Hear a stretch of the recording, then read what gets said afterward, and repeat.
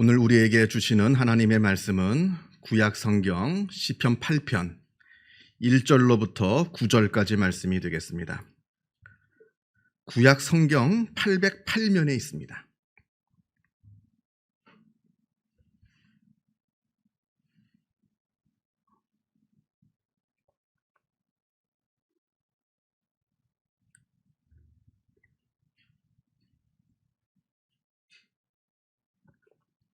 시편 8편 1절로부터 9절까지 말씀을 봉독합니다. 이 계시의 말씀을 봉독할 때에 살아계신 하나님의 음성을 다 함께 들으실 수 있기를 바랍니다. 여호와 우리 주여, 주의 이름이 온 땅에 어찌 그리 아름다운지요. 주의 영광이 하늘을 덮었나이다. 주의 대적으로 말미암아 어린 아이들과 젖먹이들의 입으로 권능을 세우심이요, 이는 원수들과 보복자들을 잠잠하게 하려 하심이니이다. 주의 손가락으로 만드신 주의 하늘과 주께서 베풀어 두신 달과 별들을 내가 보오니, 사람이 무엇이기에 주께서 그를 생각하시며 인자가 무엇이기에 주께서 그를 돌보시나이까. 그를 하나님보다 조금 못하게 하시고 영화와 존귀로 관을 씌우셨나이다. 주의 손으로 만드신 것을 다스리게 하시고 만물을 그의 발 아래에 두셨으니 곧 모든 소와 양과 들짐승이며 공중의 새와 바다의 물고기와 바닷길에 다니는 것이니이다. 여호와 우리 주여, 주의 이름이 온 땅에 어찌 그리 아름다운지요. 아멘. 가끔 이런 말을 하시는 분들을 보게 됩니다. 왜 하필 하나님은 선악과를 만드셨는가? 애초부터 에덴 동산에 선악과를 만들지 않으셨다면 인류의 조상인 아담과 하와가 그걸 먹지 않았을 것이고, 또 그들이 그걸 먹지 않았다 한다면 그들이 죄를 짓지도 않았을 것이고, 그들이 죄를 짓지도 않았다면 지금 우리는 죽지 않고 영원히 에덴 동산에서 평화롭게 잘 살 수 있을 텐데, 왜 하나님은 하필 에덴 동산에다가 선악과를 만들어 놓으셨는가?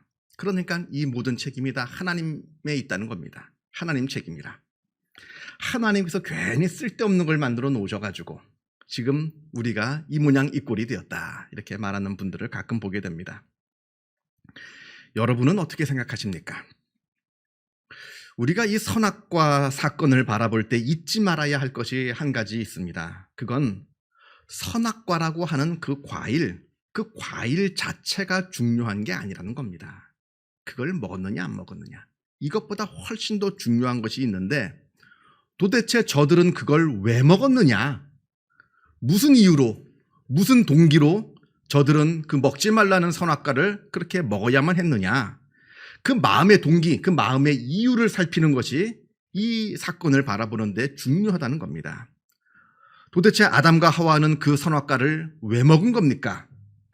우리가 창세기 3장을 자세히 읽어보면 뱀이 이들을 속여서 말을 합니다.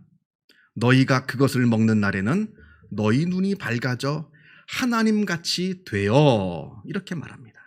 하나님처럼 될 수 있다는 겁니다.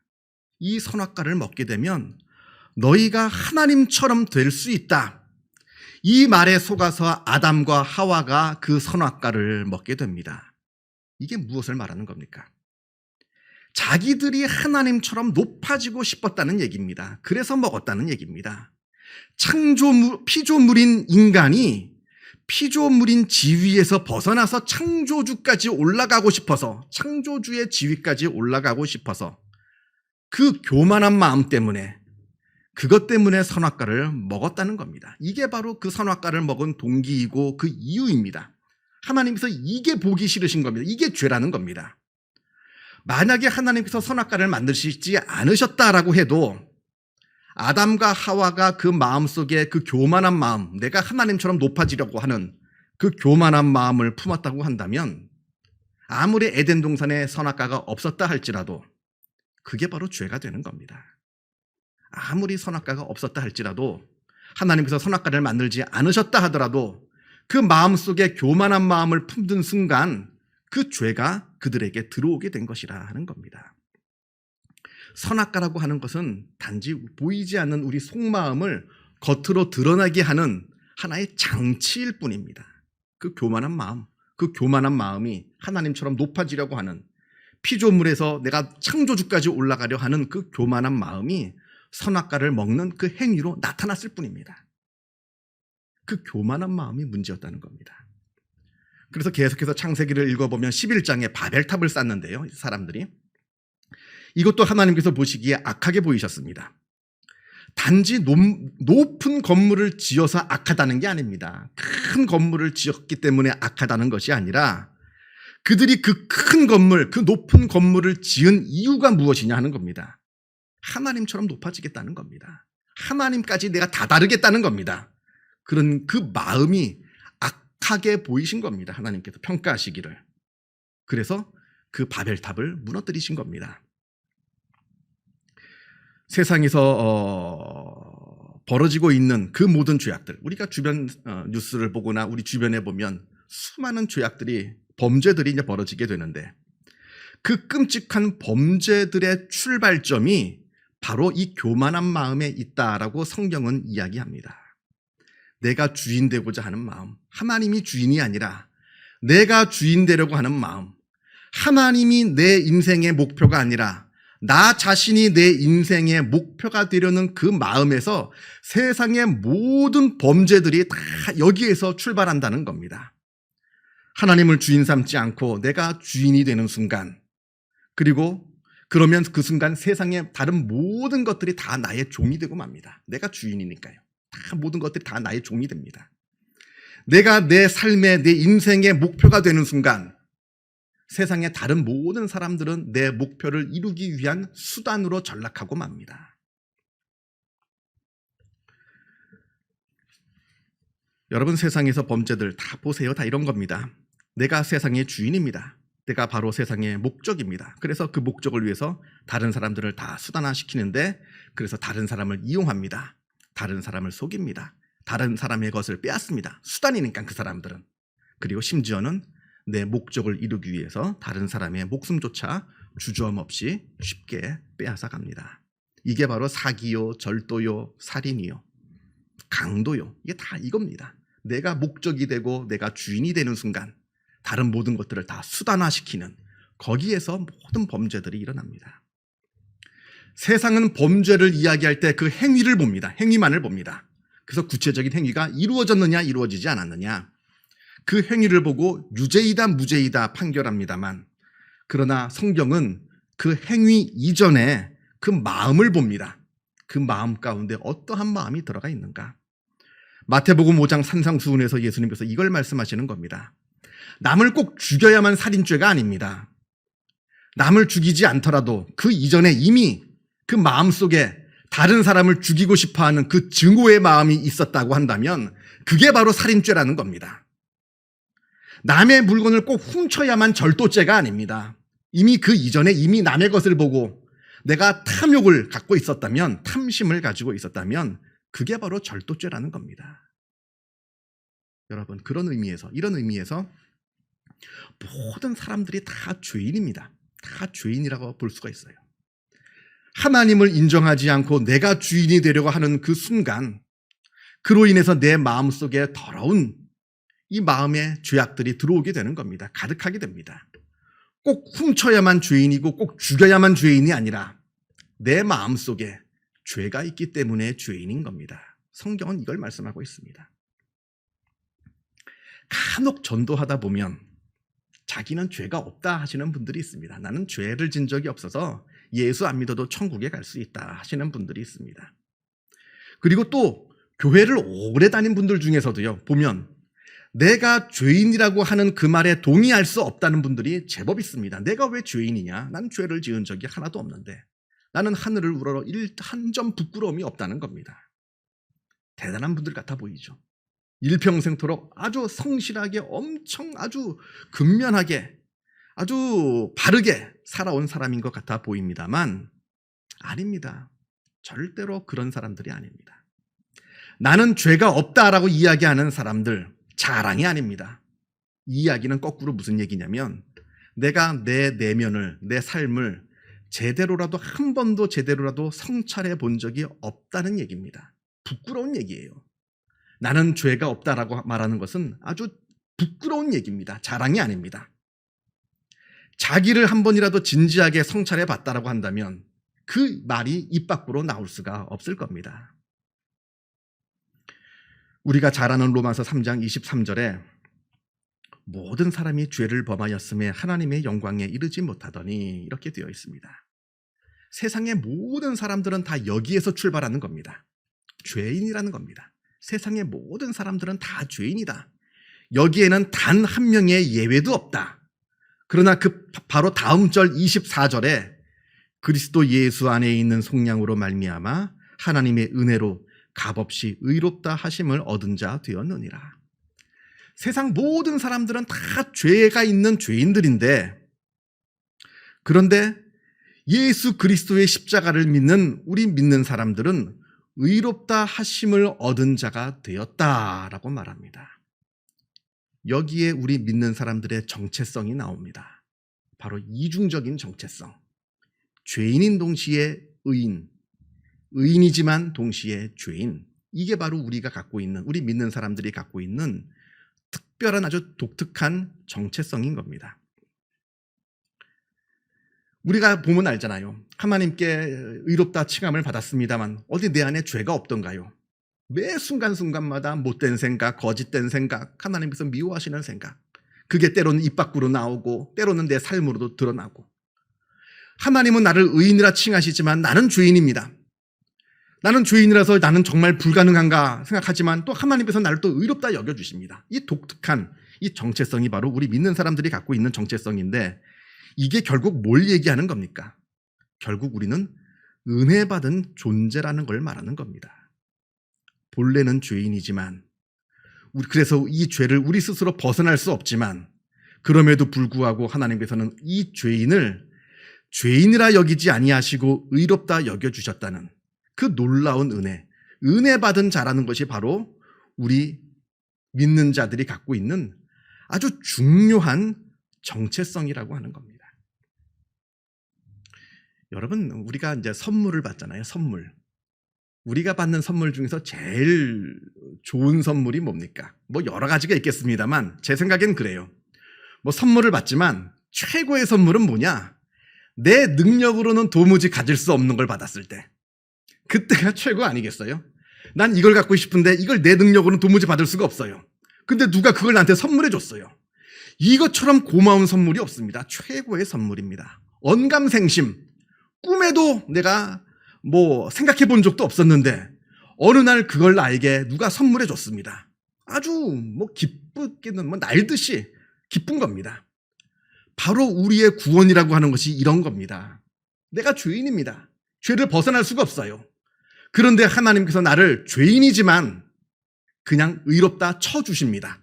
이건 그냥 쳐주는 거예요. 실제로 내가 의로워진 게 아니라 하나님께서 우리를 의롭다고 쳐주신 겁니다. 그렇게 우리를 의롭다고 쳐주기 위해서 예수 그리스도가 십자가에 달려 돌아가신 겁니다. 하나님이 그 일을 직접 담당하신 겁니다. 이 놀라운 은혜를 받은 자들이 바로 우리 믿는 자들의 모습이고, 우리 믿는 자들의 정체성을 한마디로 이야기하자면 은혜 받은 자라는 겁니다. 오늘 본문 우리가 시편 8편을 읽었는데요. 다윗이, 오늘 시편 보면 다윗의 시라고 합니다. 이 다윗이 이 은혜를 노래합니다. 자기가 은혜 받은 자임을, 자기의 놀라운 정체성을 가지고 하나님을 찬양합니다. 먼저 4절을 보면 이렇게 노래합니다. 사람이 무엇이기에 주께서 그를 생각하시며 인자가 무엇이기에 주께서 그를 돌보시나이까. 도대체 하나님, 내가 누구이기에, 내가 어떠한 존재이기에 하나님께서는 나를 이토록 사랑하여 주시고 나를 이토록 생각해 주시고 돌봐주시는 겁니까? 알잖아요. 내가 얼마나 형편없는 존재인지. 다 알지 않습니까? 남들 앞에서는 점잖은 척, 남들 앞에서는 대단한 척 해도 내가 나를 들여다보는 순간 압니다. 내가 얼마나 형편없는지. 그런데 하나님께서는 이 형편없는 나를 도대체 왜 이렇게 생각해 주시고 이렇게 돌봐주시는 겁니까? 노래하는 겁니다. 2절을 보면 하나님께서는 아주 보잘것없는 어린아이들과 젖먹이들의 입을 통해서 찬양을 받으신다, 이렇게 노래합니다. 그런 반면에 원수들과 보복자들을 잠잠하게 하신다 말합니다. 이게 바로 다윗의 일생의 삶을 드러내는 한마디로 요약한 그 다윗의 삶이에요. 다윗이 이러했거든요. 다윗은 언제나 어린아이처럼 연약했고 어린아이처럼 나약했습니다. 그리고 다윗이 만나는 다윗의 대적들, 그 대적들은 언제나 다윗보다 강했습니다. 어려서 다윗이 양을 밖에서 칠 때 사자와 곰들이 그러했고요. 다윗이 골리앗과 싸웠을 때 골리앗이 바로 그러했고, 장성에서는 자기를 탄압하고 자기를 죽이려고 했던 사울 왕이 그러했습니다.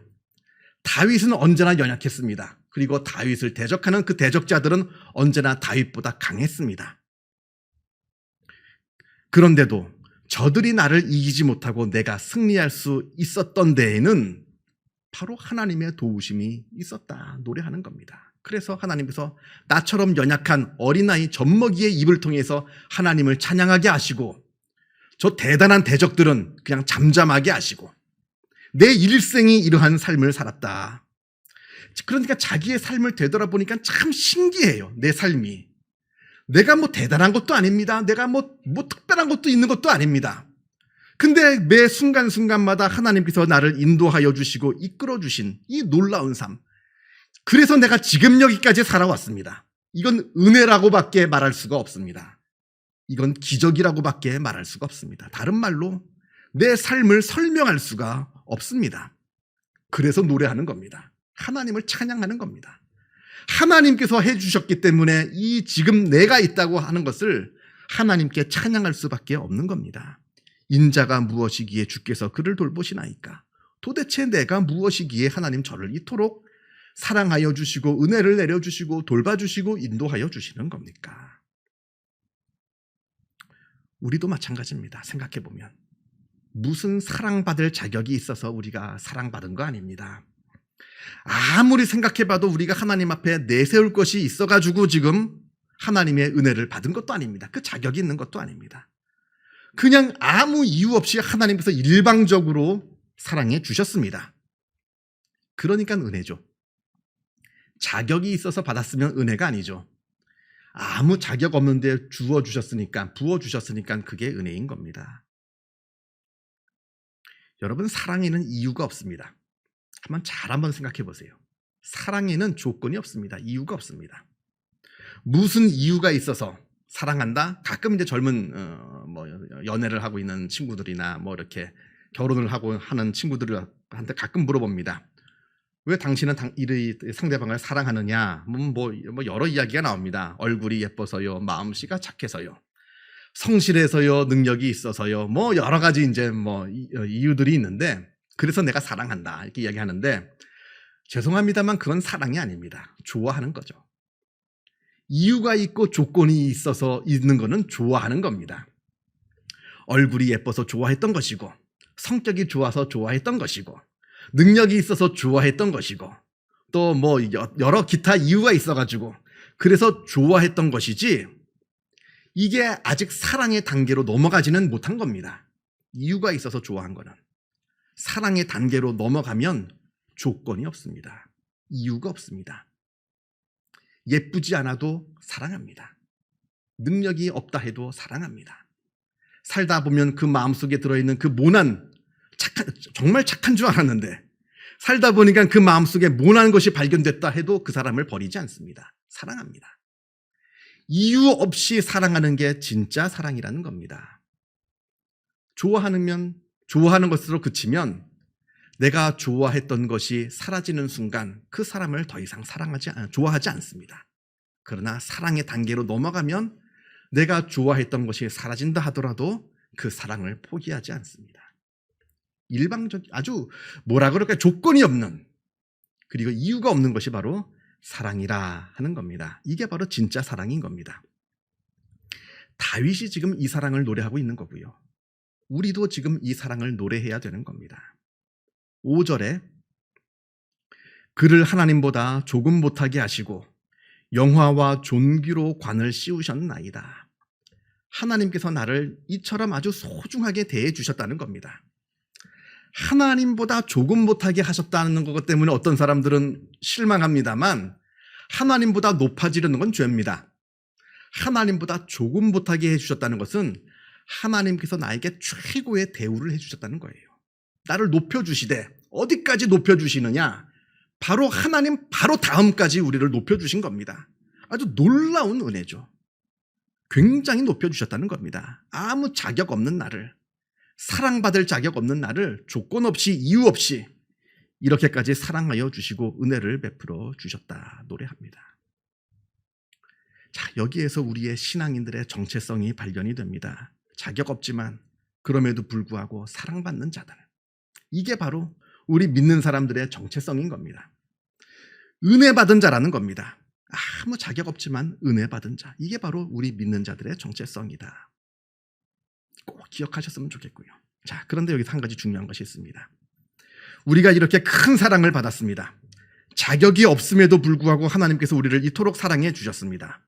자, 그렇다면 이제는 우리는 뭘 해야 될까요? 그렇게 사랑을 받았는데 뭘 해야 됩니까? 바로 응답하는 겁니다. 응답하는 삶.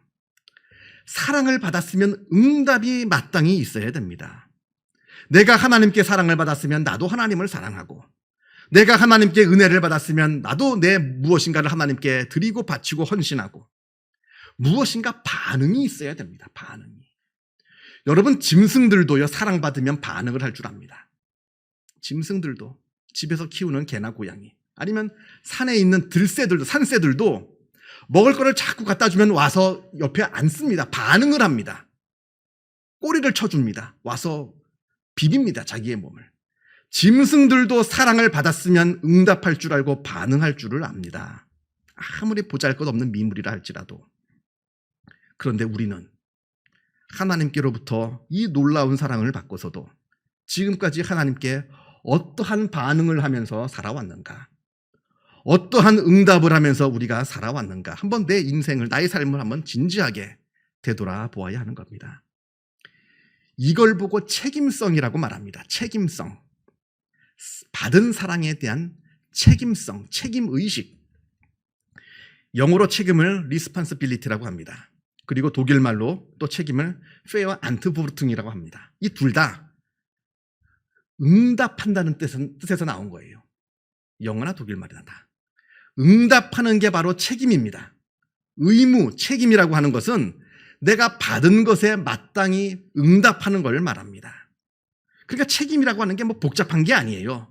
받았으면 받은 만큼 반응을 하는 겁니다. 사랑을 받았으면 그 사랑에 반응하는 것이고, 은혜를 받았으면 그 사랑에 반응하는 겁니다. 응답하는 겁니다. 이게 바로 책임성이라고 하는 겁니다. 책임. 하나님께 사랑은 실컷 받아놓고는 아무 사랑도 받아보지 못하는 자인 것처럼 입을 싹 닦습니다. 하나님께 은혜는 놀랍도록 받았으면서도 마치 은혜를 한 번도 받아보지 못한 자인 것처럼 시치미를 뚝 뗍니다. 그 사람은 자기가 받은 책임과 의무에 최선을 다하지 못한 그런 사람들이 되는 겁니다. 6절이 이걸 말합니다. 6절. 주의 손으로 만드신 것을 다스리게 하시고 만물을 그 발 아래 두셨으니, 이렇게 말을 하는데 하나님께서 기뻐하시는 일을 하라는 겁니다. 하나님께서 맡겨주신 일을 행하라는 겁니다. 세상을 다스리게 하셨다. 이건 내 마음대로 세상을 막 착취하고 막 빼앗고 그 얘기를 하는 게 아닙니다. 하나님께서 우리에게 우리가 마땅히 해야 될 사명과 소명을 주신다는 겁니다. 그 일을 하라는 겁니다. 소명의식을 말합니다. 하나님께서 우리를 사랑하셨으니 우리도 마땅히 하나님을 사랑해야 합니다. 하나님께서 우리에게 은혜를 베풀어 주셨으니 우리도 하나님께 마땅히 헌신해야 합니다. 그리고 하나님께서 우리에게 소명을 주셨으니 우리도 그 소명에 맞게 내 몸과 마음의 최선을 다해서 하나님의 일에 충성을 해야 하는 겁니다. 이게 바로 우리의 정체성인 겁니다. 우리는 어떠한 사람들이냐? 첫째는 은혜 받은 사람이다. 둘째는 그 은혜에 응답할 줄 알아야 되는 사람이다. 세 번째, 그래서 하나님께서 기뻐하시는 일을 감당해야 하는 사람이다. 이게 바로 우리 믿는 자들의 정체성이라는 겁니다. 사람이 자기 정체성에 맞게 삶을 살아갈 때 진짜 행복을 누립니다. 시인은 시를 쓸 때 행복한 것이고, 음악가는 연주할 때 행복합니다. 화가는 그림을 그릴 때 행복합니다. 우리 믿는 자들은 하나님께 받은 은혜를 깨닫고 그 은혜에 반응하고 하나님께서 우리에게 맡겨주신 그 사명에 충실히 그 사명을 감당할 때 우리는 놀랍도록 세상이 알지 못하는 놀라운 행복을 누리게 됩니다. 이 놀라운 행복을 누리시는 주님의 귀한 백성들이 다 되시기를 주님의 이름으로 축원합니다. 기도하겠습니다. 사랑과 은혜가 충만하신 하나님 아버지 감사합니다. 도무지 하나님께 사랑받을 자격이 없는 우리를 주님께서 먼저 사랑하여 주시고 은혜를 베풀어 주심에 그 은혜에 감사를 드립니다. 아버지여, 우리가 받은 사랑, 받은 은혜 깨달아 알게 하여 주시고 그 받은 사랑과 그 받은 은혜에 합당한 반응과 응답을 할 수 있도록 역사하여 주옵소서. 그리하여 우리도 하나님을 사랑하게 하여 주시고 그리하여 우리도 하나님께 충성할 수 있도록 역사하여 주옵소서. 그리고 하나님께서 맡겨주신 우리의 사명이 있음을 우리가 늘 깨달아 알게 하여 주시어서 그 사명을 감당하며 하나님을 기쁘시게 해드리는 복된 우리의 삶을 살아가게 하여 주옵소서. 그리할 때 우리 마음 가운데 세상 사람들이 알지 못하는 놀라운 행복과 기쁨이 충만해지게 하여 주시고 그 놀라운 행복과 그 기쁨을 누리며 살아가는 우리의 삶이 되어질 수 있도록 은혜 베풀어 주옵소서. 모든 것 주님께 감사드리오며 이 모든 말씀 우리 주 예수 그리스도 이름으로 기도하옵나이다. 아멘.